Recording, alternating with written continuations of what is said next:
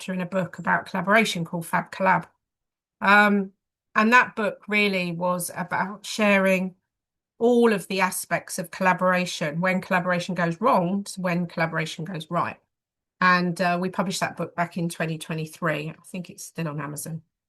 Anyway, so why collaboration matters? Because, it's important to understand what the benefits are, because a lot of people don't understand about collaboration and how to do it and the benefits of it.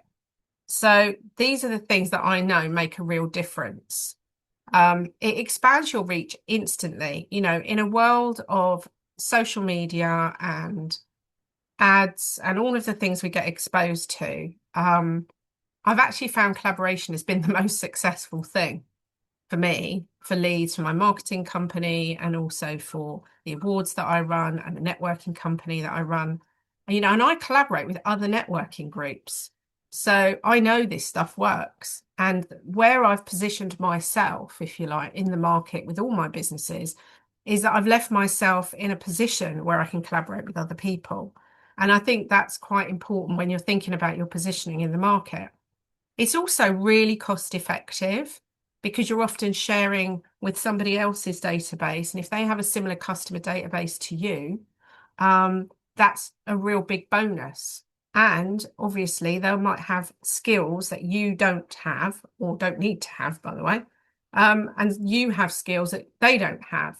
And so therefore, you're bringing those skills together, which makes it such a powerful combination.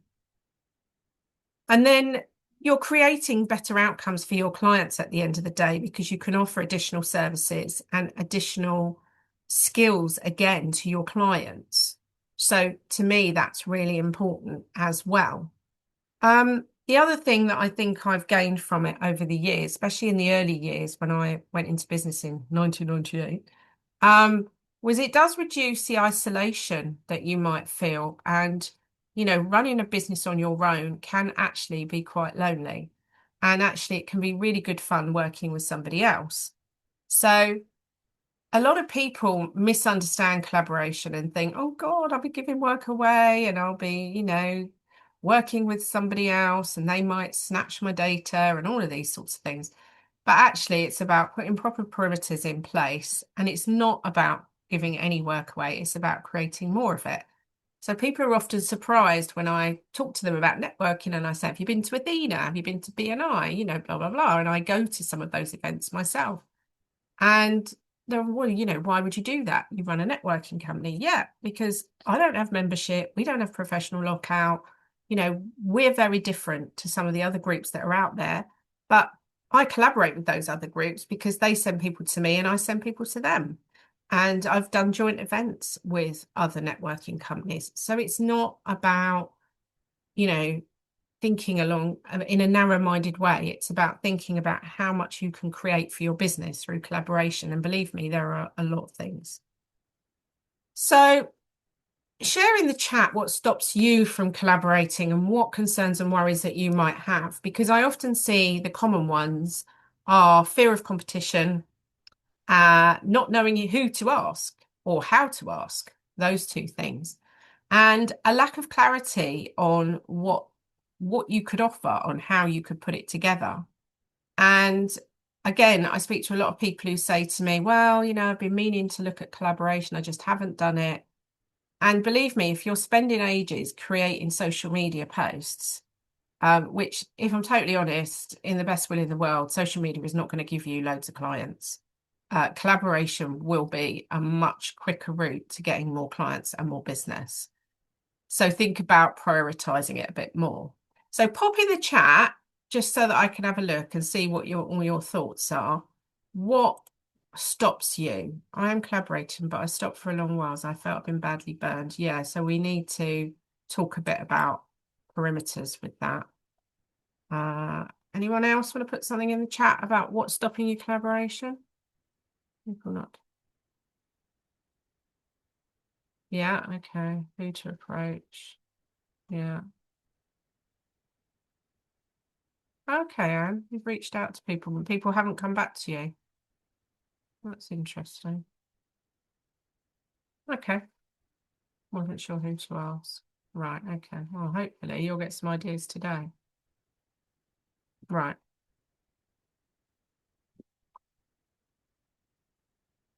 So when I'm working with marketing clients, so this is kind of where this talk evolved from and the idea for the book a few years ago, was I talk to people about this, and so I've kind of put together this little brainstorm which helps them think about who to collaborate with. So the strongest collaborations, in my opinion, involve organizations that serve the same audience but offer something different to what you're doing.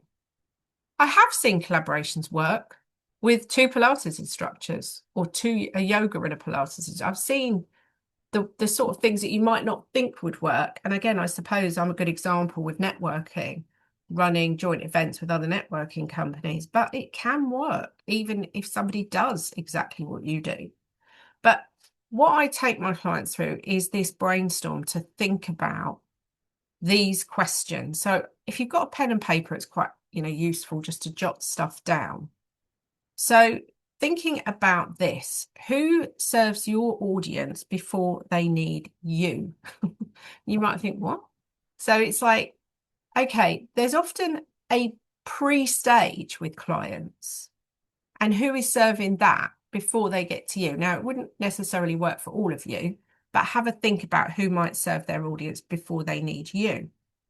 So I think probably the quickest example I can think of, because I know Karina's here and she does utility warehouse, is that an estate agent, somebody's buying a property and moving house, is going to serve her audience before they need to sort out their utilities, for example. So that's a good example to think about. And then you're thinking about the other side of maybe you might be somebody that comes along after they've used somebody else's service. So, think along the lines of, okay, who do people use? Who might they use after they've used your service? Okay.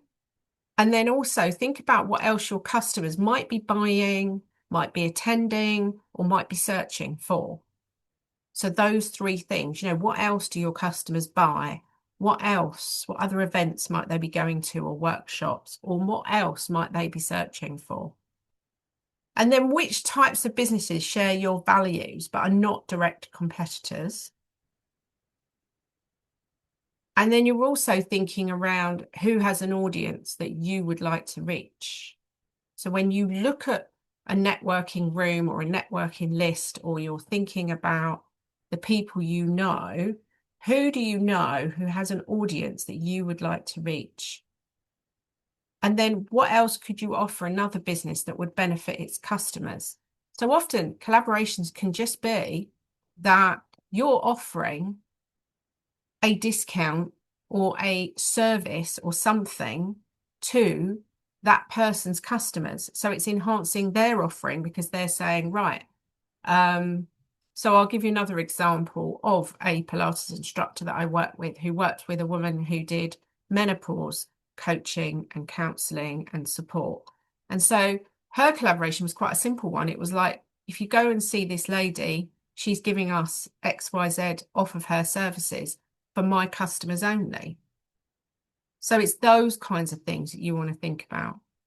And then the final one on my list is, I love this because this has happened so many times through Businesswomen UnLtd, is that people create a collaboration together that they wouldn't be able to offer alone. So they've got together, they've created, it might be an event, it might be a retreat, it might be a product, it might be a service, it could be anything.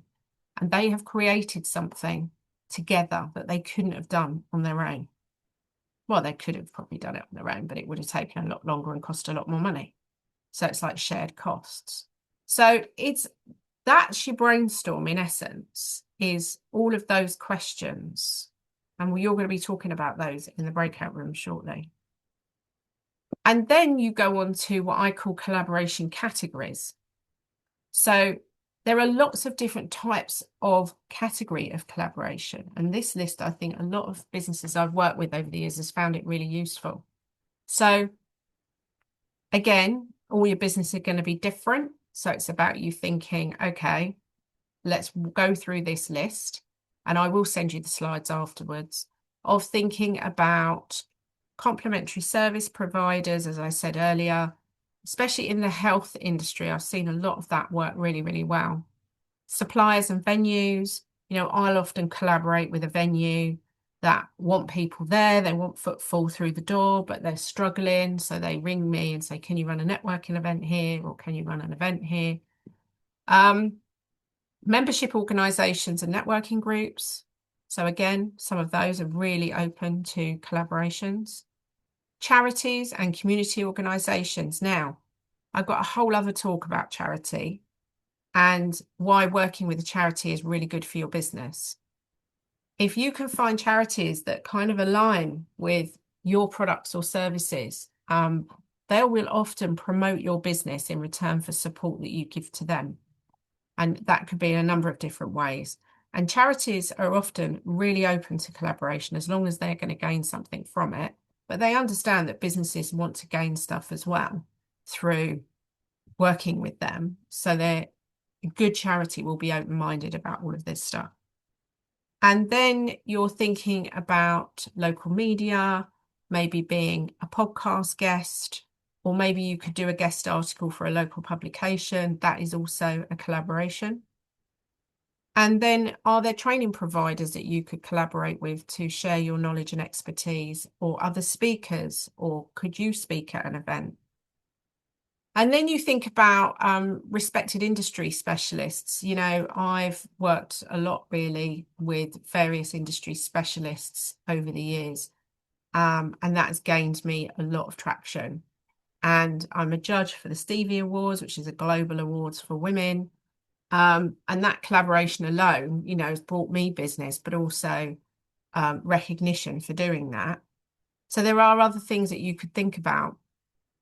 And then there are a lot of bigger companies out there seeking sponsorship or community involvement, and they might want to get involved with what you're doing. So it's worth exploring that and seeing what else is around in terms of some of the larger companies. They do have budget for things. Sometimes they say they don't, and they have these slots where you can go in and do talks or have a stand in their reception areas and things like that. There are people out there that are open to talking to you, but you just have to reach out to them. And then the final person on my list is selected competitors, where a joint activity could grow the overall market of what you're doing. So, I'm not saying you should work with every single competitor that's out there, but actually, as I've said, by me working and aligning myself with other networking groups over the years has actually paid off for me. It's been a really good thing to do. It hasn't been negative in any way, shape, or form.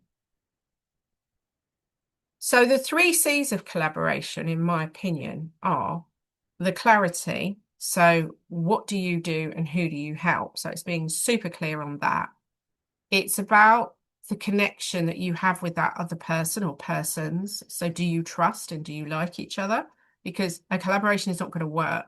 If you've got any negative feelings about it, walk straight away. I always find the first initial discussion for me is where I know if it's going to work or not. And if the chemistry is not right and you're feeling, you're getting that, the gut feeling, I think we have to trust our gut. And if you get that gut feeling and it's not a good one, then you have to go, look, this is not going to work for me. I turned up once, I'll tell you a little story, I was doing a collaboration event with somebody, and I turned up to meet this person at a hotel, and there was another woman sat there, and I thought, oh, hello. And she had decided she was bringing this other woman into the collaboration event that we were doing. And I was sat there thinking, A, that's quite rude to bring somebody and not tell me about it. I don't know who this person is. You haven't given me any time to kind of look into it. And then probably told me how this whole thing was going to work. And I was sitting there thinking, this is not going to work for me because you're dictating to me. We're not working as a team. And I just had a bad feeling about it. And so I walked away. I didn't do it. And it was the right thing for me, 100%, because that would have diluted the profit down quite substantially. And I didn't really feel that this other person was going to bring that much to the table. Certainly didn't have loads of contacts to bring to the table either. So it didn't really feel like it would have been an even split. So if there's something a bit off, you're better off to walk away. And then the final thing on my list is complementary. Do your services align, not compete? So I think that's quite common sense, really. But, think about it really deeply before you go into it, is my advice. So there's 3 questions for the breakout rooms. I will put them in the chat in a second. What I want you to do is think about who serves your audience before and after they work with you. So that might be useful in the breakout rooms for other people to help you. And then what business categories could you collaborate with? So again, I'll put the categories into the chat as well. And then name 3 business types to ask for introductions today from our attendees. So it's about you being really clear. So we're doing this the other way around. We're not doing introductions at the beginning. I'm going to put you into some breakout rooms. You're going to have these discussions with the people in the rooms. And then we're going to come back at the end. And then you're going to be able to share 3 business types that you are looking for introductions today. And hopefully, through LinkedIn and Instagram and Facebook and all the connections that we all have in other networking groups, we can find at least 2 or 3 people to introduce to everybody today. Right, let me stop sharing. Let me just stop the recording.